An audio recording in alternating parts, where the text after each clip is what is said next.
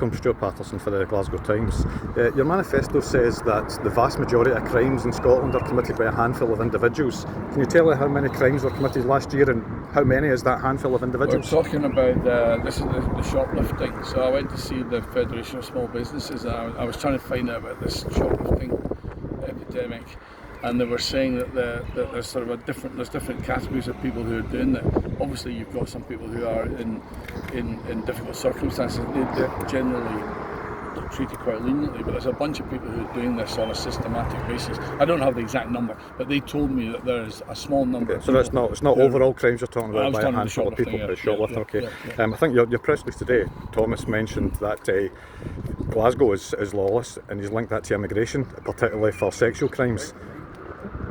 I wonder if you can tell me how many rapes, attempted rapes, serious sexual crimes are committed by people not known to the victim.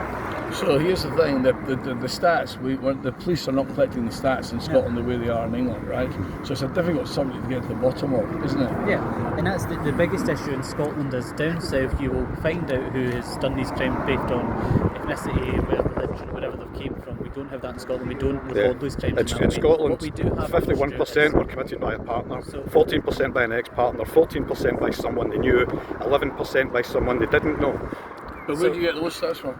That's Scottish Government, that's official figures from Scotland. I've seen them, but I don't know why you've not seen them. What it doesn't say there is the breakdown in terms of ethnicity which you have in England. But the point that I'm making here... But your language is strangers. The point that I'm making here... This is strangers, this is people they don't know. The point that I'm making here, Stuart, if you let me finish my point. The point that I'm making here is that we've seen a rapid rise over the past few years because Glasgow's became the asylum capital. We've heard repeated crimes that have happened. Look at the 21-year-old girl who was raped going back home from a birthday night by a Syrian refugee. Look at the pregnant army veteran who was raped in the East End of Glasgow by somebody who came here illegally. We're seeing these rapid rises continue. What we are saying is anybody who rapes or sexually assaults anybody, no matter what your ethnicity is wrong, but there are people in this country who should not be in this country, who should be deported.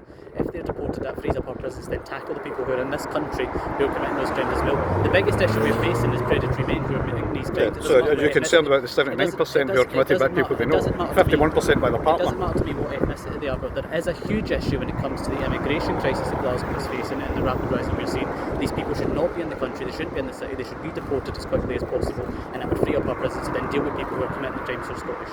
You don't know if it's immigrants. You've just said that. You don't know if it's immigrants who are carrying this out. 21-year-old girl who was raped in Glasgow by a Syrian refugee. Andrew,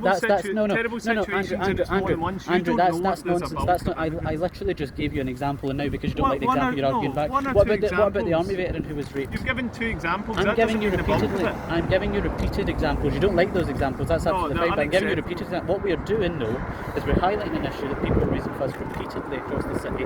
And what I'm saying is that anybody who rapes or sexually assaults a woman is shocking, it shouldn't be handled, but people who are here illegally should be deported, and when they're deported it frees up our prisons for people who should then be able to tackle the issue. You're misleading the public by suggesting that this is happening more among immigrants. That's nonsense. Can we wrap it up? Yep.